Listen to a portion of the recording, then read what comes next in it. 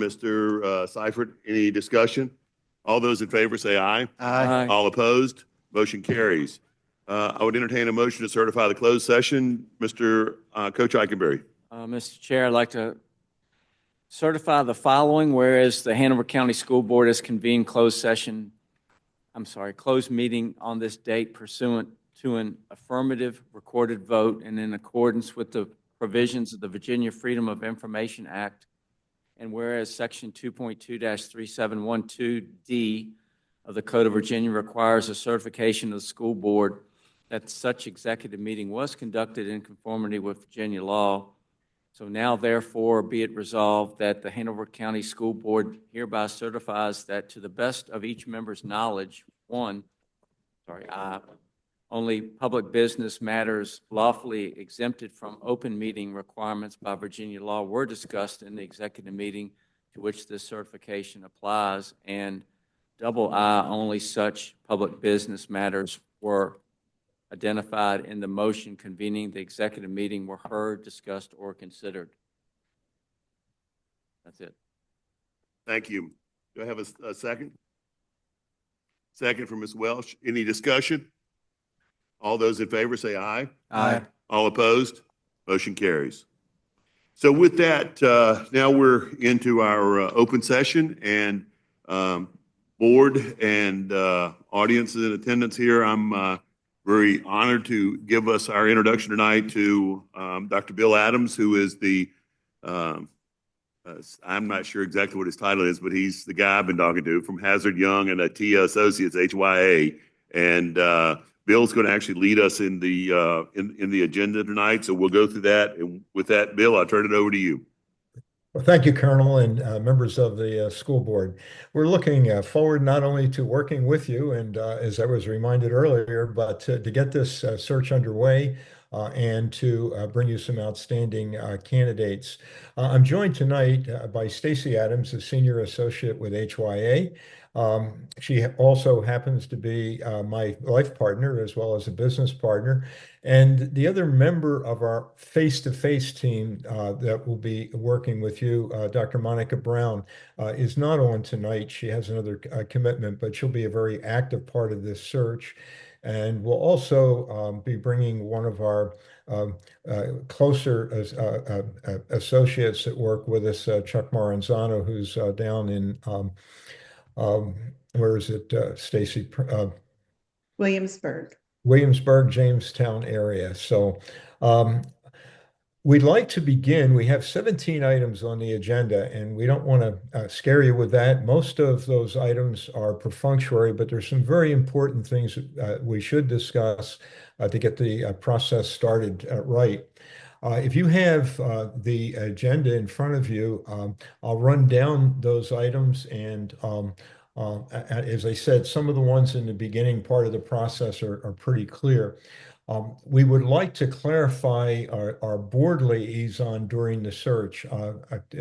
Typically, it's the chair, but I know that board member Welsh was the person responsible for the search committee selection process. You can use me as the point of contact, Bill. That'd be the best thing to do, because I can coordinate the meetings and stuff. And if we need to have called session and all that good stuff, it just saves Whitney a little bit of work on trying to get in touch with me.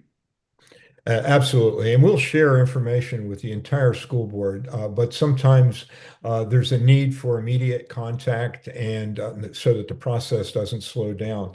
The other thing that we'll do is create a users group so that we can reach out to you online or on your website. You all have an email address. You all have a phone number. If there's a preferred different number that we reach you on, we would ask that that information be shared, obviously not as part of a public session, but as soon as possible through our in-district liaison. And currently, we've been working with Terry Stone. And I don't know whether Terry will continue in that capacity, but in getting us ready for this meeting, she's been extremely helpful and has kept things moving along. On the agenda, you actually have our email addresses and our personal cell numbers for the three primary people, Dr. Brown, Stacy, and myself. With that, that'll give us a point of contact again, unless you as individual school board members prefer we use some other means of contact. The contract has been executed, and we thank you and the county government for the work that's been done to get that in place. Um, the fourth item on the agenda is a review of the search process. We had the opportunity when we met with the panel to explain the process, and we've talked to some of you, but not the full board. And I'd like to know if you'd like us to take probably about 5 to 7 minutes and just review the process that we'll be following and the process that's in the contract. Yeah, I think that'd be a good idea, Bill, if you don't mind. Can you do that pretty quickly? Sure. Well, we begin with a planning meeting, and that's tonight. And that's part of the process over the first 2 to 3 to even sometimes 4 weeks. We call it the engagement phase. This is when we'll reach out to stakeholders. This is when we'll be talking to staff internally. We'll be talking to parents, and hopefully we'll have the opportunity to speak with students as well. As part of the engagement process. At the end of this process, about 3 to 4 weeks from now, pending any potential time that may be lost initially with some of the holidays and winter break and so forth, we would like to come back and meet with you and share the results of all the stakeholder input and to present to you a 1 to 2 page and a half, no more than 2 page document of desired characteristics. And from those desired characteristics, we'll begin the second phase of the process, recruitment. The calendar calls for us to take about 40 to 45 days in that part of the process. We'll be reaching out. I think what's important to mention, and we mentioned this during the interview process, about 55% of the applicants will likely come from applicants that don't know they should be looking at Hanover County and what Hanover County has to offer, the opportunity and the challenges that an executive leader will have. We would do that over, as I said, a 40 to 45-day period. Selection process generally takes a month. We'll meet with you, the full board. We'll do a workshop in terms of the questions, the format for the interviews, and then we'll actually be joining you during the interview process. And we'll talk about that when we get to the calendar. We like to do the interviews in full days if possible versus multiple nights. There'll be a first and second round interview as part of the selection process, and then the actual selection. And then we would implement a third-party background investigation. That goes beyond all of the reference checks and so forth that we do on the finally selected candidate. And then ultimately, once you make your selection, we'll work to help with the solicitor or whoever does the contract negotiations to get a contract in place. And then we'll have a transition meeting and share what we learn from stakeholders so that you can set goals with a new superintendent for the initial year and perhaps the initial first 2 years. So that's the process. If you followed the timeline, about 3 weeks to a month in the first part of the process, about 5 weeks to 6 weeks in the second part of the process, about a month in the selection process. And then once the selection is done, we prefer to do the transition meeting once the superintendent is released. And when we talk about the calendar, the RFP required that we have a person or at least a slate ready to present so the board can make a decision by around March 8th. So that's the process we'll follow. Any questions on that? Bill, the date was April the 8th for the Yeah, I appointment. was going to say, I April thought, 8th. Okay. I just looked at Whitney and said, I thought it was April. Okay. Thank you for the correction. Any questions? Any questions for the board? Okay, you're doing a great job, Bill. Keep rolling. Okay. The next part of the process is confidentiality. There's 4 ways to do this. First of all, we recommend that you be as transparent as possible about the process, every step of the process with all of the stakeholders, with all of the community members that are served through the Hanover School Division. We recommend, however, that when it comes to candidates, you keep them confidential. And there's four basic levels. The first level is that once you decide who you're going to interview, you make those names available to the public. Generally, when that happens, it will reduce the applicant pool generally in half to sometimes as much as 70%. Most seated superintendents simply do not want to expose themselves at least until they know they might be a semifinalist or a finalist. So that's the least desirable from a recruiting standpoint from a search firm. And then the next level of that would be when you get to, let's say, 3 finalists to release their names. Again, that has an impact on the pool. And then the next level of confidentiality would be to keep it confidential, but consider either a staff or a community or a combination thereof committee to have some input. It's a good process, but then often people say, well, why didn't I get selected to be on the committee? And then even with confidentiality agreements, sometimes confidentiality is breached. So our recommendation of the 4 levels is to keep the names of the applicants confidential until you've had your background investigation on the finalist. So that's the confidentiality process. And we'd like to get a feel at this juncture because candidates will be asking us that question. So comments from you as a school board or preferences as a school board? Okay. I'm sorry. And our recommendation would be to go with the confidential Yes. applicants Yes. and keep the search process totally transparent. Yeah, we like to do that. That's where we like to go. I'm sorry, Bill. Okay. Well, then I'm going to move on to the next couple of items. The next one is we need to have individual meetings with each of you. Well, you derive your statutory authority as a board.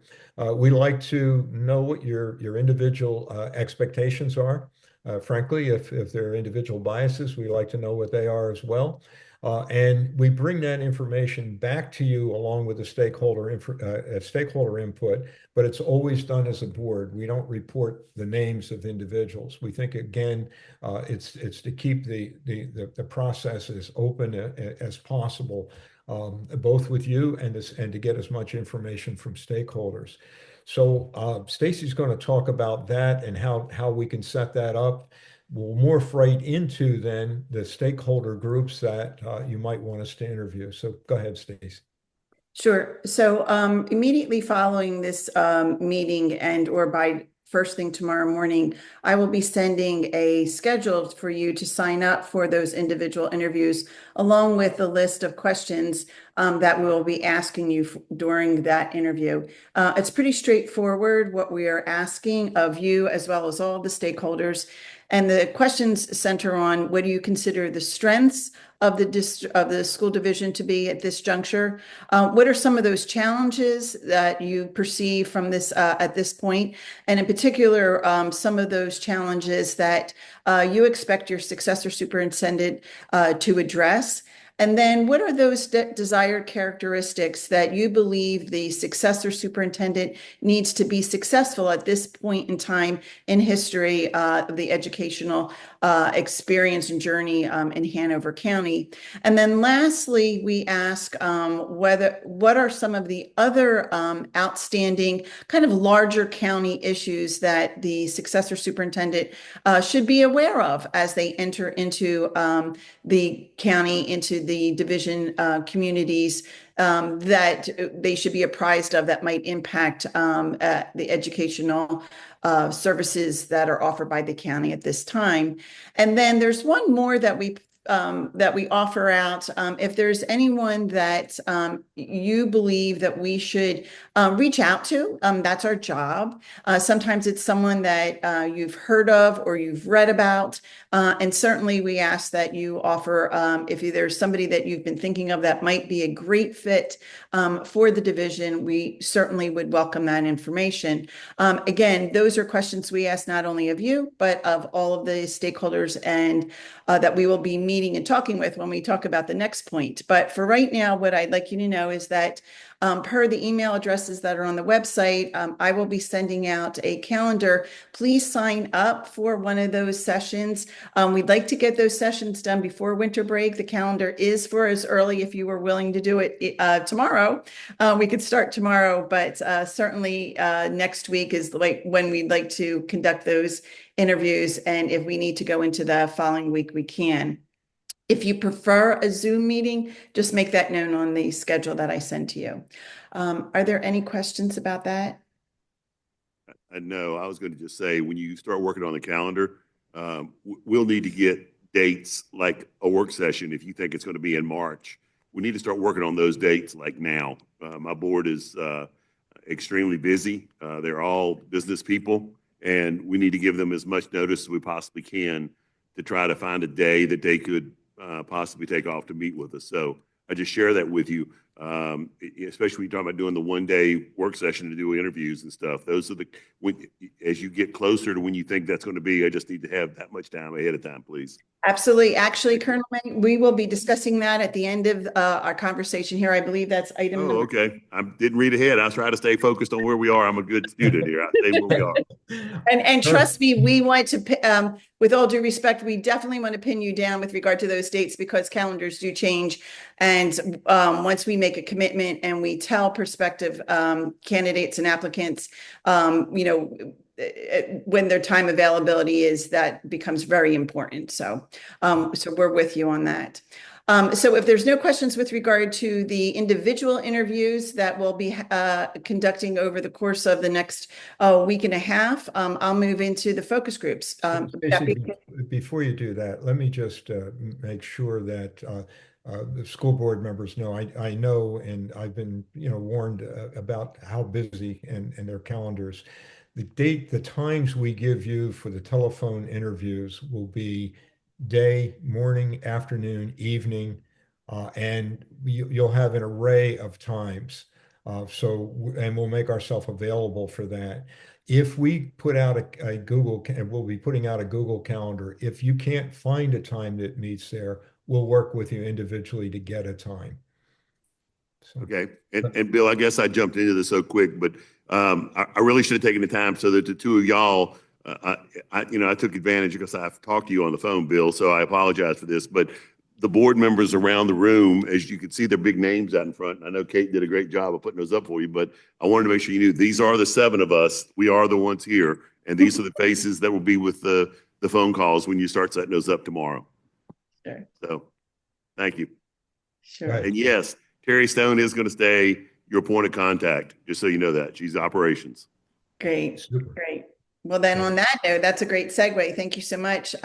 We're going to take a look at, if you will, on item number 7, some focus groups that you would like to have us reach out to solicit their input with regard to, again, those questions, the strengths, the challenges, and the desired characteristics of the successor superintendent.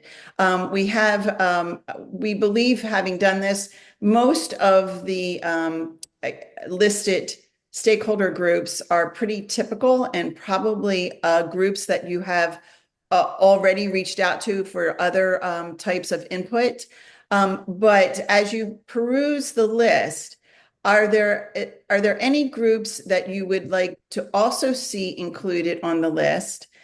And or anyone in particular? In number 2, the second bullet is, would you like us to have a individual interview with your current superintendent? So if there's anyone that you would like to have an individual interview, or if there's a group there that's not listed. I think not interviewing our superintendent would be wise. Okay. Please. Okay. The current superintendent, Stacy, is an interim, and it would probably be as Colonel May is absolutely that's on target. Okay. Hey, Bill, let me ask you, you smart people, one other question. What about Board of Supervisors? Do y'all typically include Board of Supervisors in this discussion or not? Yes, we think the governing body of the county is important. At least a representative from the group. Sometimes what will happen with some of the groups, we'll set up a meeting and there'll be multiple invitations go out where there's like interest. But a body like the county supervisors might be a separate group that should be considered. Yeah, I think that'd be a wise decision to do that. I would encourage at least invite them. That's what I think would be a wise thing to do, is to invite them to a meeting that we're going to try to have. I would also encourage, possibly, since our superintendent is not available, maybe our county administrator, John Badesky, might be a good option to do that, to get a more of a perspective, and possibly even our sheriff. We have such a strong relationship with our sheriff that it may be wise, because we have SROs in every school and we want to keep it that way. And so we think that's an important link also to our community. Whether he'll attend or not, I don't know, but I think that might be wise to add them also. Great. Oh, and Miss Lynn, I'm sorry, I didn't see you. So the list of the focus Push your group- button. I did. Oh, pull it make closer. Thank you. So the list of the focus groups, can we do all of those, or are we having to choose some? Because I would love to do everything on the list. Right. But what can be done is for some groups they can be combined, and we do recommend trying to cover as much as possible. If there's specifics to your community that fall into these categories, we'd like to hear about them tonight. And certainly, as we talk to Terry or whoever she might have assist with this, we can hone in on those. But we'd like to make sure we're aware of them so we don't miss anyone. I think it's important that with the community one is the one that's the most important, Bill. We need to make sure that we have multiple ones for the community to have input. I'm sure y'all have heard that before, but we need to give, our county is a fairly large county, and we have 7 magisterial districts, and we kind of need to do more than one we need to divide the county up a little bit when we try to host those. So that we can give people the opportunity to get to them, and they can come to more than one if they want to. But I think it's out of this whole list, I think it's important to get specifically to make sure we have community forum input from our community so that we're getting their feedback. Absolutely. What we typically suggest on the majority of the sessions is that they're conducted virtually, and that gives stakeholders, regardless of what group they're in, an opportunity to jump in regardless of their schedules, right? So it's a lot easier to jump on a session online. However, along with that, we can schedule a few community forums throughout the county. We'll use Ms. Stone, if that's okay, as our guide to help us strategically place the sessions. We have a top stop on the number of sessions per the contract. Obviously, there's wiggle room within that. But once we sit down and work out what I like to call a puzzle, it's a puzzle that we put together according to a schedule and times and locations. I think we typically come out with a very nice, if you will, map of all of the sessions and that hit all of the stakeholder groups, as well as dates and times that are convenient and platforms that are convenient for stakeholders to access. Ms. Lynn. Sorry. So will we see that list beforehand to make sure that everybody we feel needs to be included is included? Sure, absolutely. So, I will work with Ms. Stone to make sure that you see that. Now, one of the things that we like to suggest, especially with regard to community forums, and especially with the comment that was made with regard to have everyone come, sometimes inviting different constituency groups to the community forum specifically to remind them that this community forum is happening. So wherein there might not be a session that directly speaks to that constituency group, a special invitation out to the community forums that are being offered might be in order. Okay, that sounds good. Okay, great. So if it's okay with all of you, I will then reach out to Terry tomorrow morning, first thing tomorrow morning, and we'll get working on this ASAP. And I would just add that if board members do feel that the way this list is configured as suggestions, that if we've missed a group that you want to make sure get an invitation, if you shoot that to Terry so that we have it and we make sure when Stacy's working on setting up the schedule that those folks get included. Yeah, y'all get to hear do some internal work here. So just hold on a second, Bill and Stacy, please. Sure. I don't want to overwhelm you in this busy time of the year. So, okay. I was just going to say, and Steve and I are usually pretty available 98% of the time of the day. So, yeah, but we don't want to tie you down because you've got so much going on with the budget stuff right now. So, okay. Okay. If you need to deflect, just let me know.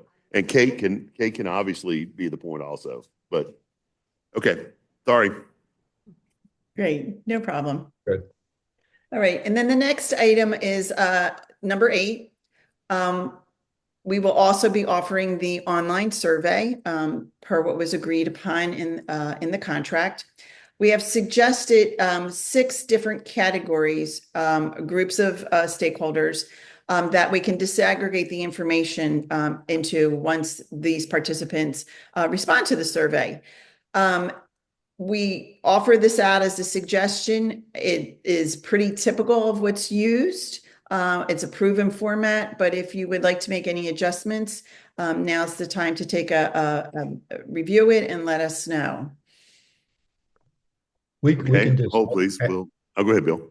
we can disaggregate up to 6 groups. So often parents and guardians of current students are one group that we can disaggregate. It's the same survey. We disaggregate the information and can do an item analysis. Usually your certificated staff, other than your supervisors or administrators, that's your teachers, your librarians, your nurses, your child study team members. Your non-certificated staff, other than administrators or supervisors, they're your support staff that do not require a Virginia Department of Education certificate. Then your administrators and supervisors, your community and business members, and then we like to get input and see where your students are. And we can disaggregate to those groups, and then you can look at the total as well. Okay, I think that's a great idea, and we can get it on our district website. That's not a problem for that. And when I guess you're going to tell me, one of you, Stacy, you're going to tell me when you want the dates of the survey opened and when you want them out there.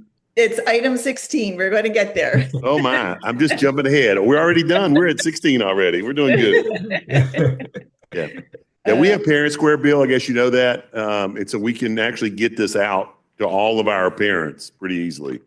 Great. So.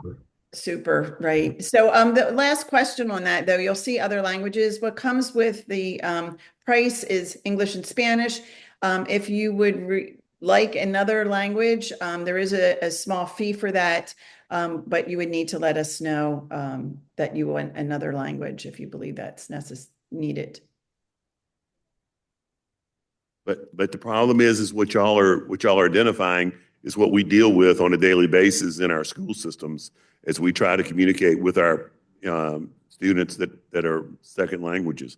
And it's a real live. We could go down this road. There's one of our schools has a map up, and they've got 20 some countries that they got students in. So we'll leave it at these 2 for now, and we'll jump if I find that we need another one, I'll get back in touch with you. Super, thank you.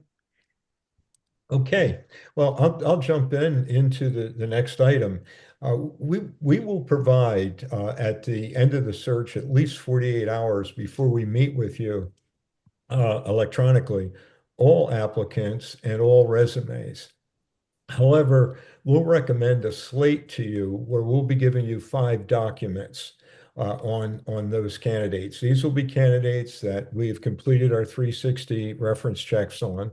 And generally, what we like to do is have them do a letter of interest based on the desired characteristics that ultimately you, the board, approved. A self-introduction in third person, 1 page, double spaced. How would you want Bill Adams or Stacy Adams or Monica Brown to introduce you to the Hanover School Division School Board? And then their resume, and then their application completed. We use Frontline, which is probably the same as the district. And then finally, a summary of what references said. We will present that, and we like to do that on the top 8 to 12 candidates. And generally, it shakes out to that. If there are more outstanding candidates, we'll certainly bring them. If there are fewer, we don't want to put people in just to say we gave you more people to look at. We want to make sure they're quality candidates. So really at this point, we just like to put it out there and see if there's any burning desire for more than 6 to 10, 6 to 12 candidates. Board, how do you feel?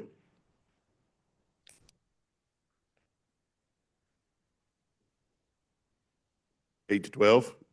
The right side saying 8 to 12. What's the left side say? I think that's a good number, and but we do get a chance to see like every resume submitted, just Yes. to confirm. Yes. Yes. Okay, is that good? 8 to 12? Thank you. What we will also do with every resume and applicant submitted is actually give you a summary. At that meeting, we'll give you a 30-second blurb on everyone that applied. And if there's some that tweak your interest, then we talk about them. You may, as a board, decide to add them to the slate. And that's your prerogative because you are the statutory authority. So the next one then is internal candidates. We recommend that internal candidates be treated the same as any candidate. If an internal candidate applies, should they be selected and they're treated the same way, it validates that they were the right person up against whomever else applied. So we also would, as a courtesy, interview any internal candidate, but we do not recommend the board interview an internal candidate if the person doesn't raise to the level of the other applicants. But that's totally your choice. So that's why That's we fair. say, treat internal candidates the same as external, and if they're the best person, great. And if they don't measure up, then that's okay too. Good. Okay. You're rolling, Bill. We don't need to have you make a decision tonight, but generally we like to know before the interview process starts whether candidates will be reimbursed for travel expense. It is pretty much an industry practice to do that, but some boards will set top stops. Some boards will say no for the first round and so forth. So really, we put this out there to, unless you have a specific policy to be aware of, to know that we'll ask this question before the interview process starts, unless you want to weigh in tonight. Oh, I would not recommend weighing in on anything tonight, to be honest with you on this one. This would be, we probably ought to wait till the springtime or at least the first of the year. But what does Terry say?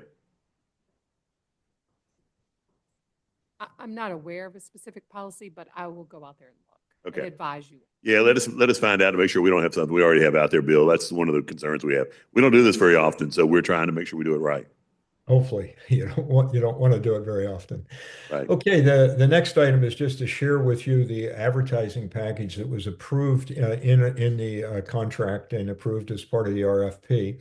We will be using the HYA advertising package too. It gets us into Education Week, which is kind of a national barometer that's out there. And it gets you in there twice in our group ad. It gets you onto the American Association of School Administrators website, as well as the Education Week website for a full month.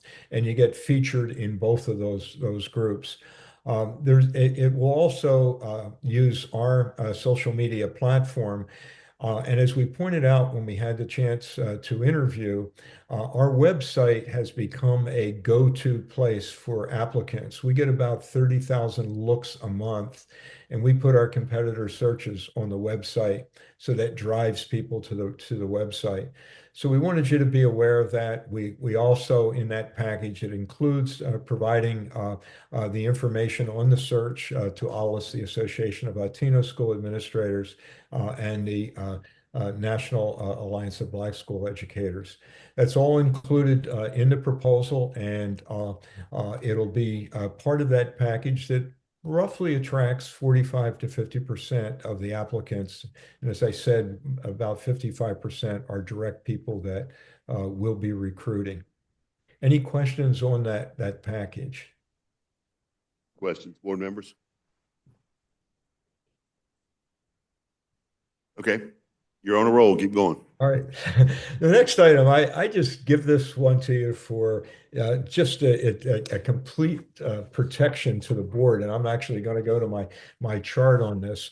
We do the reference checks, but we use a third-party private investigator to do the background investigation on the finalists that you select conditionally.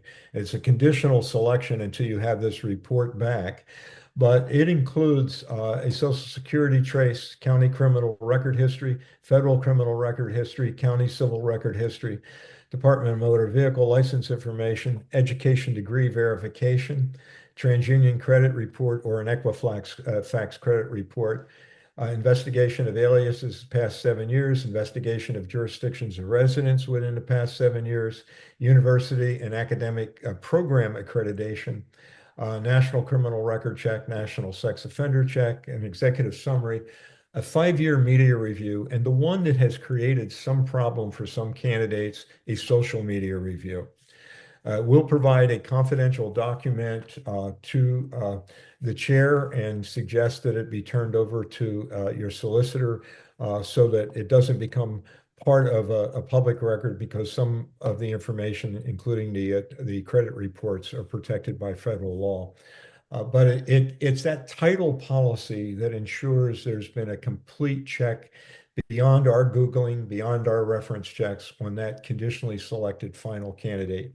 That there is one of those services included as part of the contract, and we just wanted to make you aware of it. Any question on the background check? Any questions on that, board members? Okay, you're doing good. All right. Next one may not be quite as easy. You have 3 documents that I believe Terry has either provided or is passing out right now. Wow, it's like y'all practice this. Just like clockwork, I'm going to wait until you all have a chance to have them in front of you, and then I'll explain what we've done. The first document that you have, it says salary comps developed for a previous client.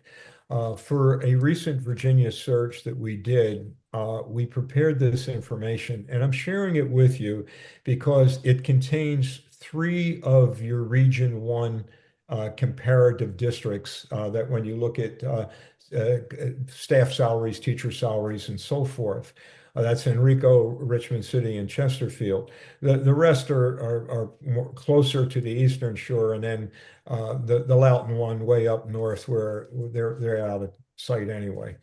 But I point out the top 3 and where Henrico, Richmond, and Chesterfield are in 24-25. And I just point that out because as we look at, and I'll show you where you were in 23, the last time you had a full-time superintendent, you can see that if you take all of those, that the average is $279,698. But most of those districts, with the exception of Frederick and Hampton, are larger districts than Hanover. But I wanted you to have this because it goes back to 21, 22, 22, 23, 23, 24, 24, 25, because the salary, not the full compensation, but the salary we'll be talking about is really for the 25, 26 school year. So that becomes important. So if you'll flip for a minute to the second chart. That second chart are your Region 1 districts that we were able to get information from the VAS, the Virginia Association of School Superintendents, and a document that they have that they generally do not like to give out the districts because it's used by superintendents that are members to negotiate and to show what other districts are doing. But what I wanted to point out is, let's go down to Hanover County. And if you'll go down to your district, the last time you had a full-time superintendent, the annual salary in the 23-24 school year was $238,296. And I think if you actually look at the contract and change, I think 44 cents, but it's not on our chart. I projected out if you were to have been satisfied and if the person had performed admirably, you probably would have increased that salary for the current year by 3%, which would have brought it up to $245,044. And then if you were to, again, if the person had performed admirably and they were going to get an increase, that increase, again, basing it on where we are with inflation and what's happened over the last couple of years, that would probably project out to $252,807. So I looked at those, and then we did the same thing with the column that we have for 24, 25 is based on the actual salaries with the exception of Hanover County. And then we projected those out for all of the districts from Region 1 that you can see. Now, if you add up all of those salaries and divide by the total number, it'll come out to $230,408. So then we took a look, if you'll take a look at the next sheet. On the next sheet, you'll see the districts that touch or border you. And so again, using the same methodology, we were able to get information except for Spotsylvania for 23, 24, but we have the projected salary, and we were able then to project that out for 25, 26, and then you can see what your bordering counties would look like. So as we looked at those four, if you take them alone, they only average out to $197,557. But if you add in Hanover, they average out to 208,607.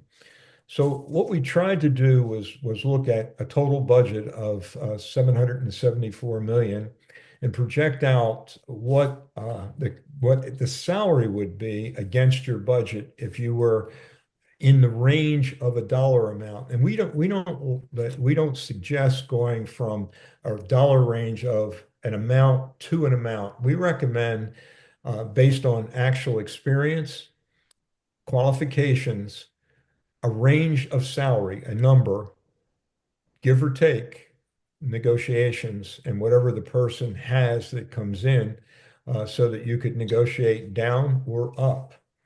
So you're going to want us to give you a range that you're wanting for y'all to put in your announcement. Is that what you're saying?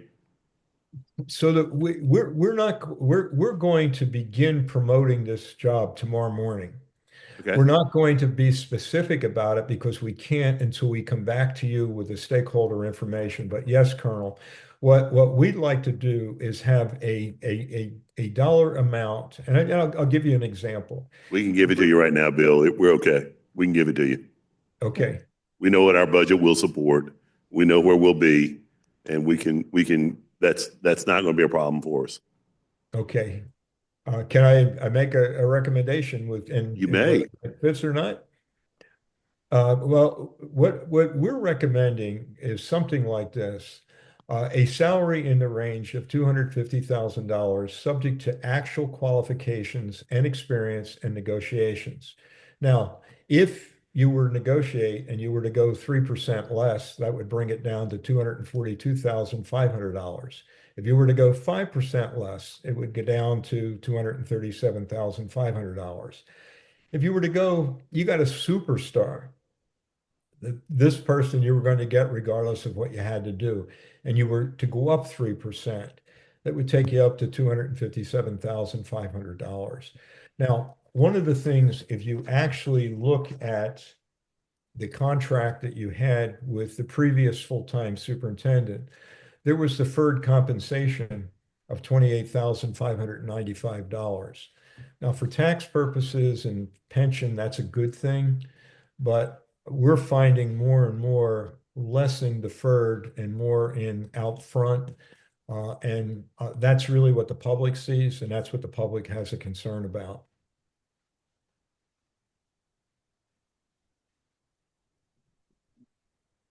I also have figures for 255, 260, 265, but I'm okay with what you just said, and actually, we were just at the VSBA conference last week, and it was very interesting to hear. I got a presentation on how to do something with some deferred payments and things like that, and it was actually very interesting, which is kind of very fortuitous as we have this conversation.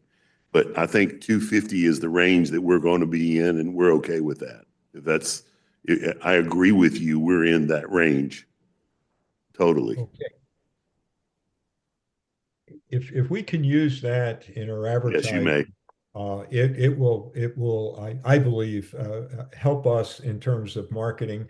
Obviously, we want a leader that comes to the district or the division for more than money, but they also need to live, and you're going to work them, and they're going to be working 24/7 to do the job. So, okay.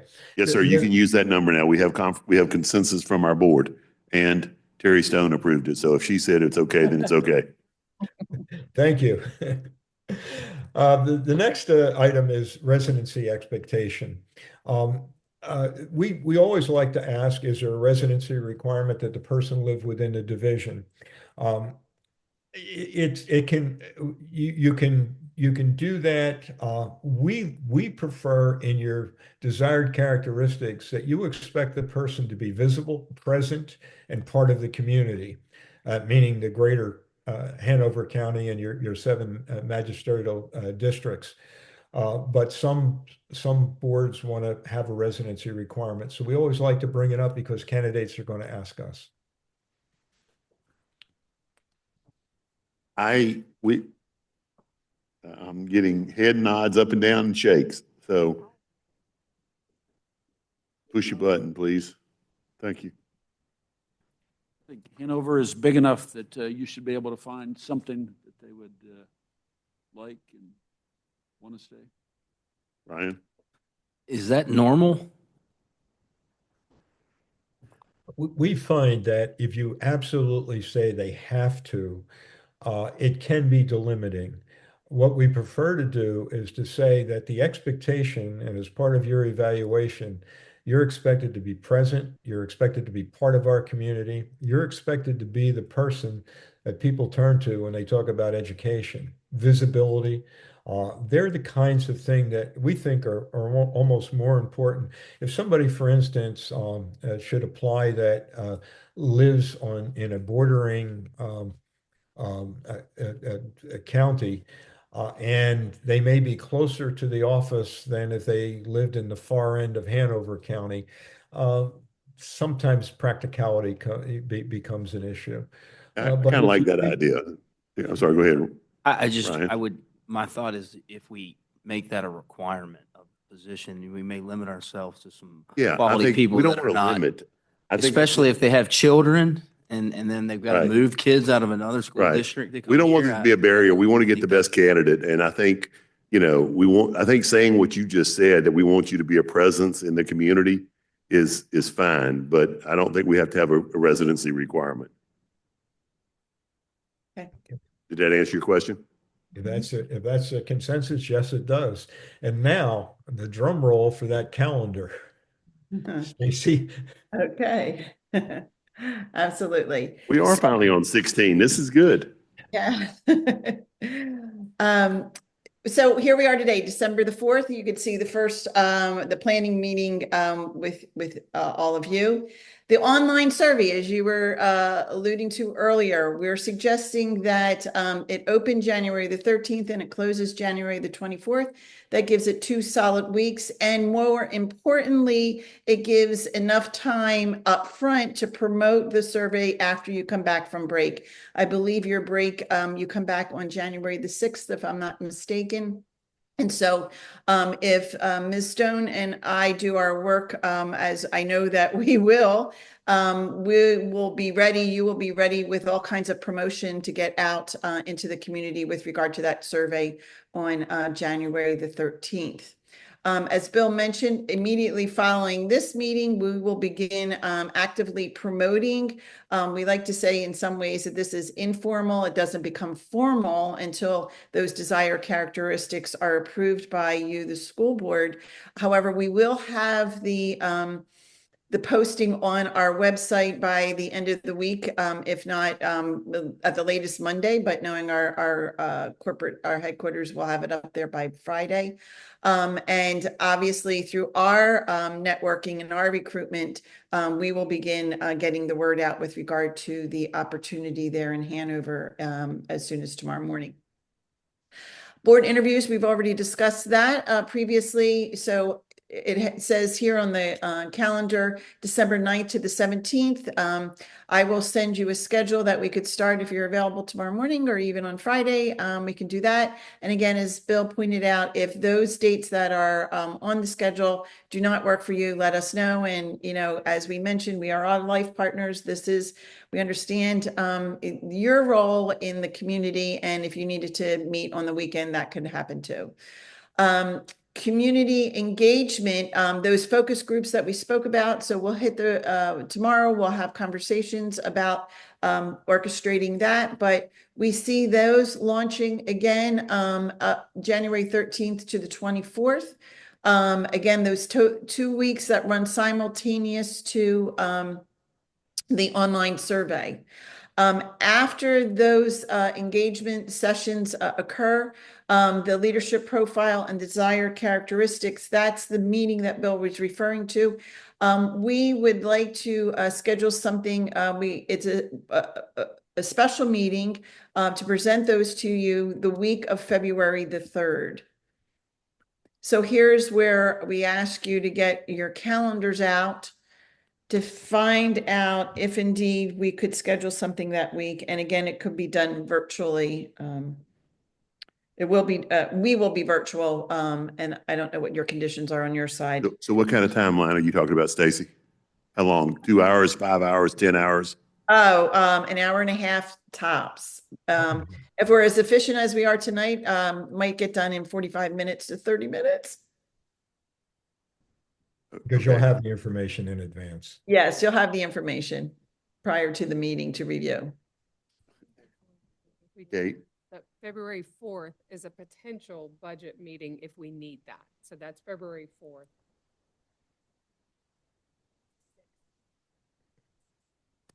Can't we just do it at a normal school board meeting? That is typically, if needed, sometimes that's only used for inclement Right. weather. Right. But that's where we would push it to whether it starts at 6 or 7, usually a couple hours. So you're saying that you're looking at the week of March 3rd, though, is that right, Stacy, or did I miss something? Yes, that's correct. The week of February the 3rd. This is for the presentation of the leadership profile report and the desired characteristics so that we can begin that formal recruitment. Tacking on to the February meeting?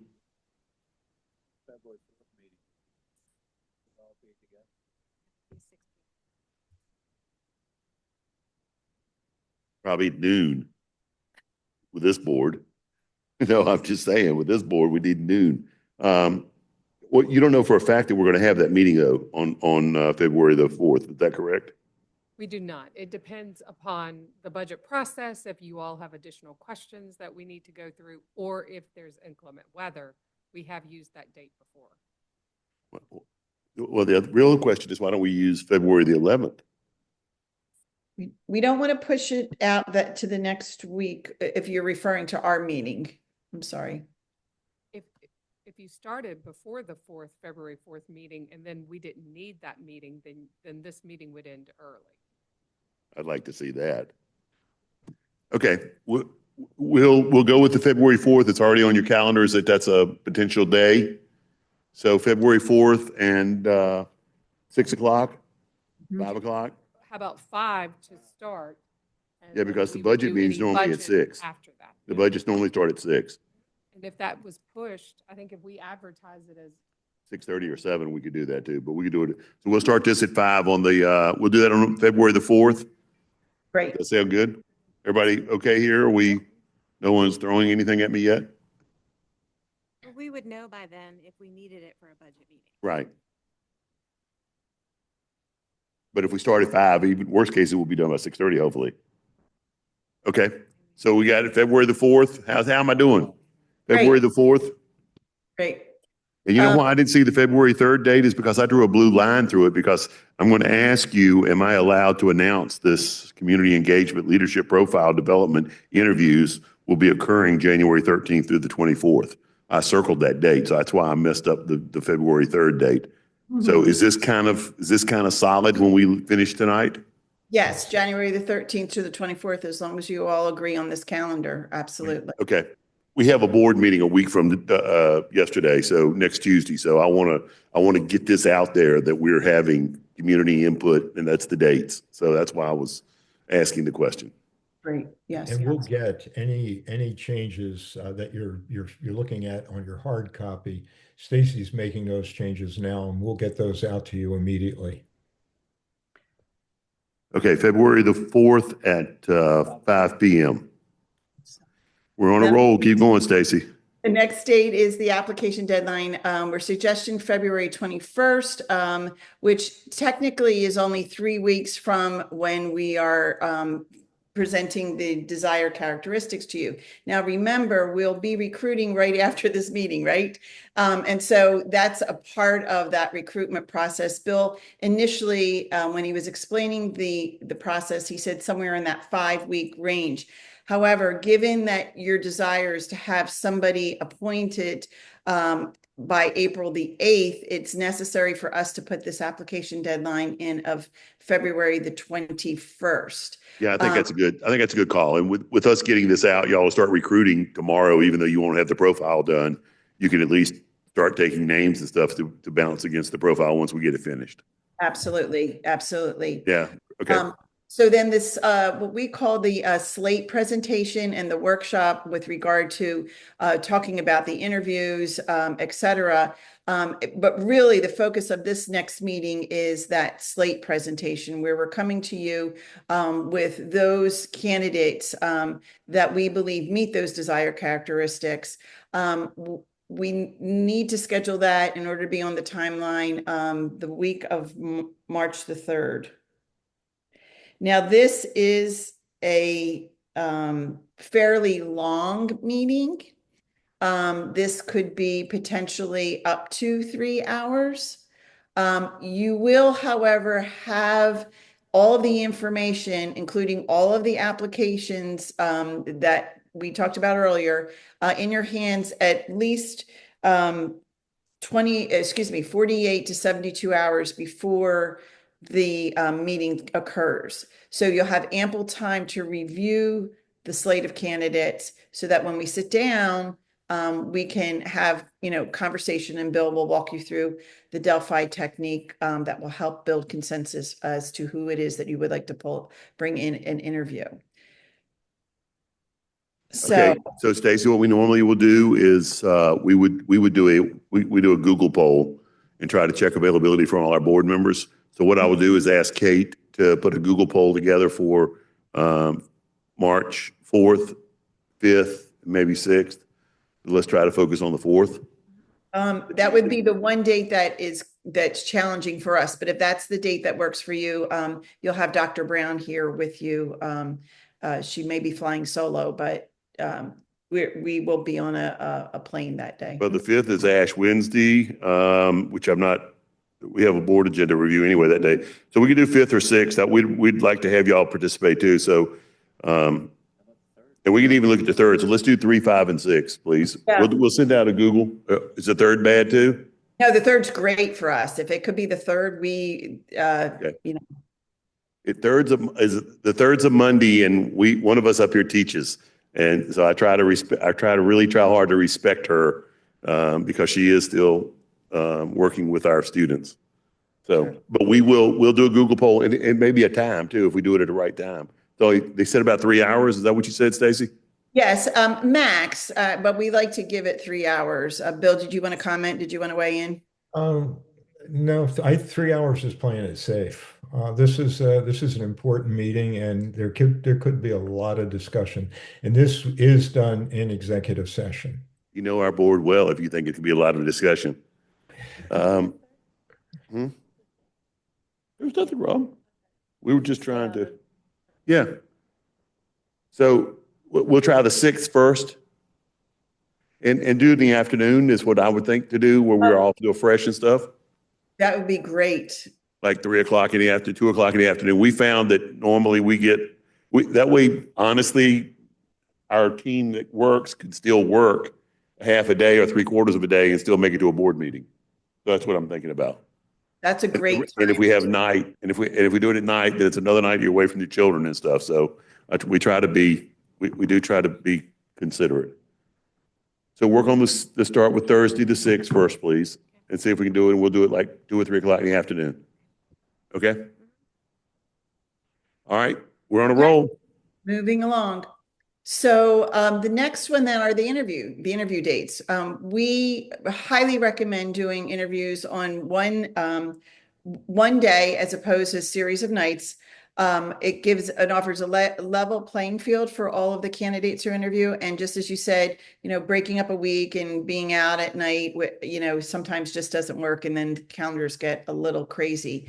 So what we're suggesting here is for the first round of interviews, Saturday, March the 22nd, and then for the second round of interviews, Saturday, March the 29th. Now, the good news about this is that we do know that your spring break starts March the 31st.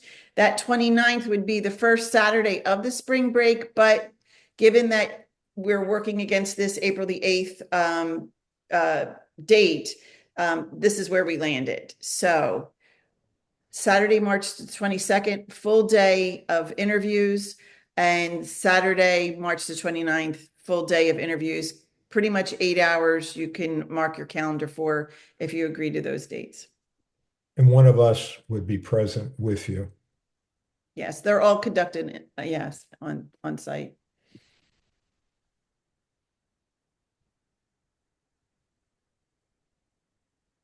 Yeah, exactly. We'll be gone for spring break. I can't speak for the rest That's what of the she board. just said. She's I will gonna be gone. on You'll the probably be 20th. in Mexico too. No, I'm not going to Mexico unless Whitney's paying.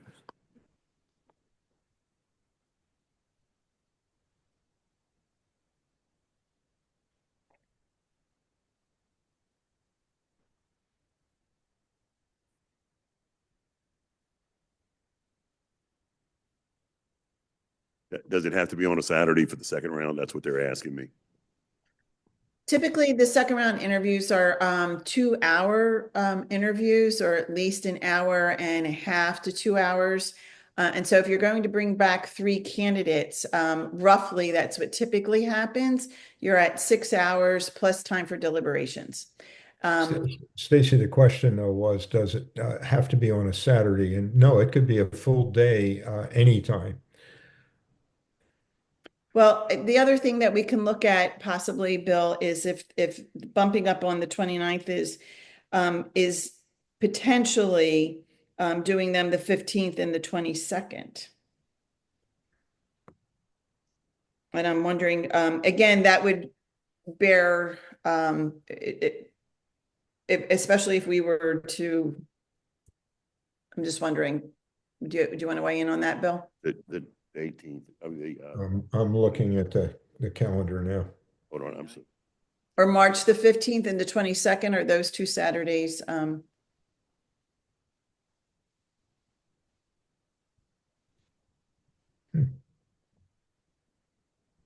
If there's no requirement for a Saturday, I would prefer weekdays. That's easier for me, and I think Ryan. Yeah, could we do it on that Friday? How about, are you talking about both of them or just the one? I would like to do no Saturdays, but it depends how everybody else feels. Agree. It's my vote. Did you choose, I'm just asking so I understand, did you choose Fridays? I mean, sorry, do y'all choose Saturdays so that the superintendents don't have to worry about taking off a day? They may, or people may want to come interview?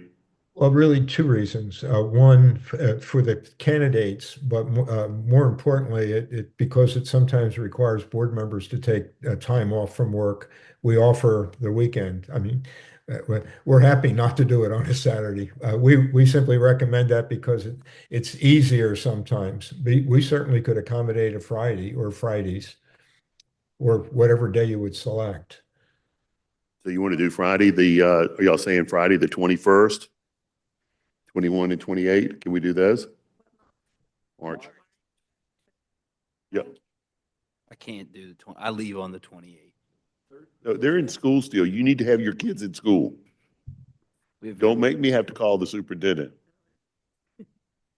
Swear.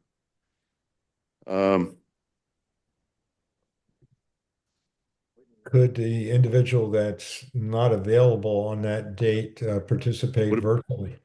Hold on, Bill. We're really, really, really working hard up here right now. What about the 27th? The Thursday? Thursday, 27th. I feel like I'm playing bingo. Under the Thursday, number 27. Greg, are you out doing anything with your boss or anything those weeks? Or are you? I am. I just giving him love. That's it. You good? All right. Can we do Thursday, the 27th for the second round? Absolutely. Yep.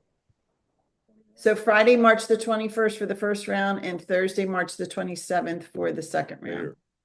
I know. I got that where. So good. So where do y'all normally do the interviews? At a location that you would prefer. I mean, we could go to like Mexico or somewhere. Is that what you're saying? Or Typically, they're done one of 2 places. Either they're done in the central office building. If it's during the week, we recommend that not be the case, and then they go off site. Sometimes it could be at some other government facility, but again, if you don't want candidates being seen going in and out, sometimes they'll use a hotel and get a meeting room in a hotel. or a country club? Country club is another option, sure. The Federal Club? It's isolated. That really is one of the thoughts on it. Okay. Yeah, you're on a work day, you recommend not doing it in central office or in one of our schools? Yes, we recommend not doing it. It simply exposes and then it starts rumors. Oh, there'll be enough of those going no matter what. So, okay. All right. We will work on the place, but we have the dates. We've locked in the 21st and the 27th. Correct. Great work. And then the appointment will be whatever that board meeting is after. Once you complete the last interview, we need roughly 7 to 10 days to complete that background investigation and for the contract negotiations to commence and be completed. So the appointment and announcement conditioned on all of that would meet that April 8th date. Or whenever your board meeting would be that you would take formal action. Okay. The question really was, what time do we normally start? Are one of y'all or both of y'all or all three of y'all here with us on the interview days? Just one of us. Likely it'll be me on at least one of the days. I usually do the finals. Dr. Brown usually does the semifinals. And they typically start anywhere from anywhere between 8 and 9 a.m. Just your preference, whatever you desire. Probably 9 o'clock. Let's start at 9 because we have people who get kids to school and stuff. 9, does that sound like a good time to start? Okay. All right, we'll work out those details as we get closer, but that's at least we have some days locked in. Great. Okay, nice work. Thank you. We're now down to number 17. Are there any other questions? Yeah, we have lots of questions for you, but I wanted to ask one other question too. We'll interview 8 to 12 is what I think I heard us say, or there's some number. I'm sorry. Go ahead. Here's likely what will happen. At that paper screen, we'll present somewhere between 8 and 12.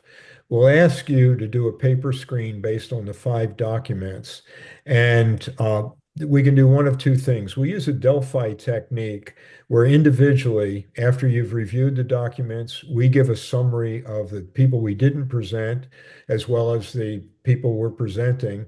And then if you decide as a board you want to add anyone, you can do so. Those people, however, are not covered by our guarantee if you add people, but you can, and it may ultimately be the person you select.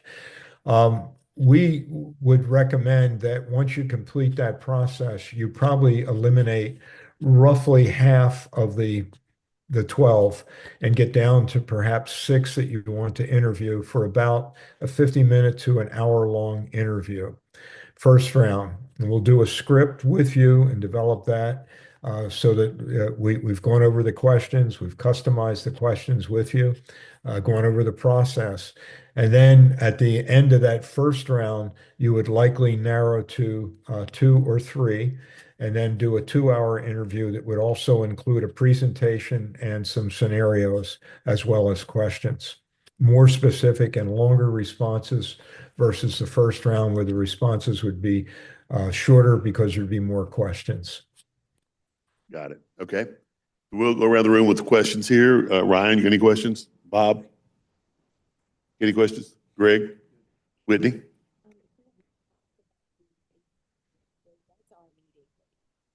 Yes. Yeah, the April 8th is our meeting date. So we're hoping to present on April 8th for a vote. Does that make sense? Yes, absolutely. That saves everything. That's where that April 8th date came from. Okay.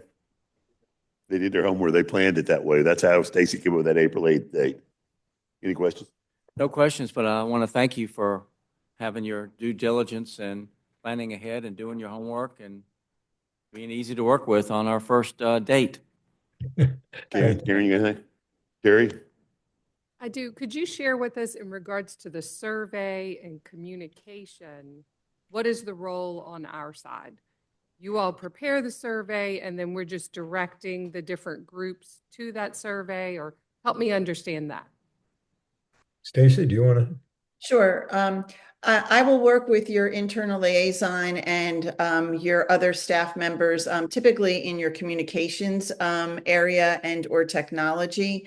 So with Ms. Stone, I will offer her a list of potential channels, if you will, to promote the survey. Those include, obviously, your website. You've already mentioned that you have a great conduit to your parents.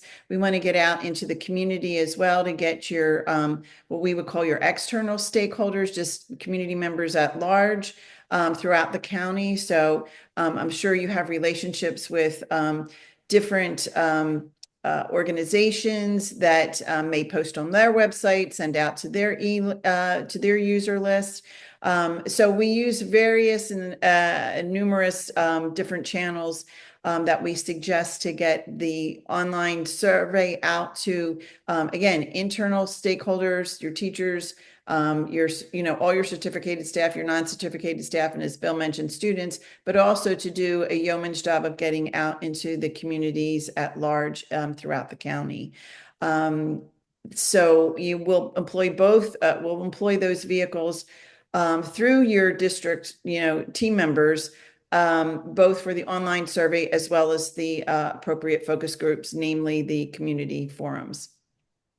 The other thing, though, that if board members use social media, or if you have groups or constituents that you regularly for your district communicate with, we would strongly recommend that you share the link for the survey to generate interest and to have more stakeholders complete the survey.